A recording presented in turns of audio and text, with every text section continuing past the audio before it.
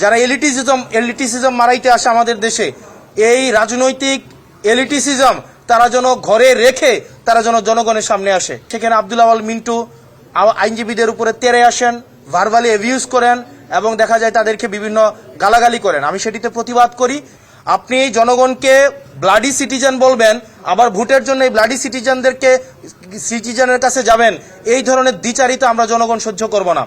আজকে দ্বৈত নাগরিকত্বের বিষয়ে যে যারা দেখা গিয়েছে বাংলাদেশের একটা অংশ আছে যারা শুধু নির্বাচনের আগেই, একটা কথা আছে না যে ভ্রমণ ঘুরে ঘুরে নতুন বেশে নির্বাচনের কমিশনের কাছে এসে শুধুমাত্র নির্বাচনের সময় আমরা আসি, এসে দেখা যায় যদি নির্বাচনে জিতে যাই তখন দেখা যায় আমাদের যেই ডুয়েল সিটিজেনশিপ যেটা থাকে সেটাকে আমরা প্রত্যাহার করি, আর যদি হেরে যাই আবার আমরা আমাদের স্বস্থানে বেগমপাড়ায় ফিরে যাই। এই প্রবণতাটা কিন্তু আমাদের অনেকের মধ্যেই আছে। ঠিক এই দ্বৈত নাগরিকত্বের বিষয়ে এই কমিশনের সামনে যত লয়ার্স ছিলেন, আমাদের বিজ্ঞ আইনজীবীরা সবাই নিজেদের মধ্যে আলোচনা করছিলেন, কমিশনে সাবমিশন রাখছিলেন, সবাই একটা একাডেমিক সুন্দর ডিসকাশন করছিলেন।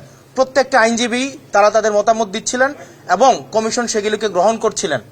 অত্যন্ত দুঃখজনক বিষয় কমিশন এবং প্রত্যেকটা আইনজীবী যখন একটা অত্যন্ত একাডেমিক পরিবেশে তাদের সাবমিশনগুলো রাখছিলেন, ঠিক সেই সময়ে আলোচনা শেষে আব্দুল আওয়াল মিন্টু এক আইনজীবীর কাছে তেড়ে আসেন, জহিরুল ইসলাম মুসার দিকে তেড়ে আসেন, তেড়ে উনাকে ব্লাডি সিটিজেন হিসেবে উনাকে বলেন যে উনি একটা ব্লাডি সিটিজেন এবং উনি হচ্ছেন elite breed. Hire Google TV, new year, new screen. Save up to 25,000. উনি এলিট ব্রিড। আর দ্বৈত নাগরিকত্বের বিষয়ে স্ট্রিক্ট অবস্থান রাখার জন্য কমিশনে যারা সাবমিশন দিচ্ছিলেন সেই সব আইনজীবীদেরকে উনি বলছিলেন উনারা হচ্ছেন ব্লাডি সিটিজেন। তো সেই জায়গাটিতে আমরা প্রতিবাদ করি। দেখা যায় সেখানে আব্দুল আওয়াল মিন্টু আইনজীবীদের উপরে তেড়ে আসেন, ভার্বালি অ্যাবিউজ করেন এবং দেখা যায় তাদেরকে বিভিন্ন গালাগালি করেন। আমি সেটিতে প্রতিবাদ করি এবং প্রতিবাদকালীন আব্দুল আওয়াল মিন্টু সাহেবের ছেলে জনাব তাবিত আওয়াল উনি ওনার বাবাকে কমিশন থেকে নিয়ে যান এবং এই বিষয়টি নিয়ে আমরা কমিশনের দৃষ্টি আকর্ষণ করি যে কমিশনের ভিতরে দেখা যায় কিছু কিছু প্রার্থী আছে এভাবে আইনজীবীদের বিরুদ্ধে তেড়ে আসে, আবার কিছু কিছু প্রার্থী আছে যারা কমিশনের বাইরে অন্য প্রার্থীদেরকে পিটাতে থাকে। এখন কমিশনের সামনে যদি এই ধরনের অবস্থা চলতে থাকে, কমিশনের ভিতরে যদি এই অবস্থা চলতে থাকে, যারা নির্বাচন করে তাদের নিরাপত্তার আসলে কি হবে? আর যারা এলিটিজমের দেখাইতে চায় 24-এ আমাদের এই 5ই আগস্টের পরে যারা এলিটিসিজম মারাইতে আসে আমাদের দেশে, এই রাজনৈতিক এলিটিসিজম তারা যেন ঘরে রেখে তারা যেন জনগণের সামনে আসে। আপনি জনগণকে ব্লাডি সিটিজেন বলবেন, আবার ভোটের জন্য এই ব্লাডি সিটিজেনের কাছে যাবেন, এই ধরনের দ্বিচারিতা আমরা জনগণ সহ্য করব না। সকল ধরনের পলিটিক্যাল এলিটিসিজম 5ই আগস্টের পরে আমাদের 24 পরবর্তী বাংলাদেশে এই পলিটিক্যাল এলিটিসিজমের বিরুদ্ধে আমাদের এই লড়াইটা ছিল।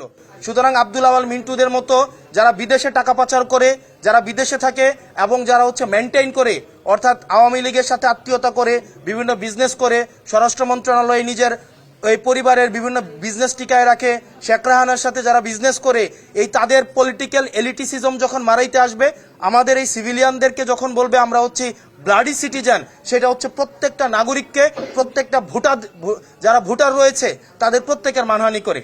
এবং সেটির জন্য আমরা কমিশনের দৃষ্টি আকর্ষণ করেছি যে কমিশন যেন তাকে ওয়ার্নিং দেয় এবং এই ধরনের আচরণের জন্য পুনরাবৃত্তি না ঘটে। এবং আব্দুল আওয়াল মিন্টু মতো যারা আছেন, আপনাদের মতো যারা আছেন, যারা এলিট ব্রিড, আপনারা কোন মুখে আমাদেরকে ব্লাডি সিটিজেন বলে কোন মুখে আবার গরিবদের কাছে ভোট চাইতে যাবেন? আপনারা নির্বাচনের আগে ইস্ত্রি করা পাঞ্জাবি আর বড় টুপি পরে একদম ইরি খেতে নেমে যান। এই মানুষ এই হিপোক্রেসি এখন এগুলা বুঝে। আপনারা গার্মেন্ট শ্রমিক ফুটপাতে এখন যে যাচ্ছেন ভোট চাইতে ব্লাডি সিটিজেনের কাছে, আপনারা ম্যান্ডেটের জন্য ঠিকই ব্লাডি সিটিজেনদের কাছে আসেন, রাস্তার মধ্যে রক্ত দেয় ব্লাডি সিটিজেনরা।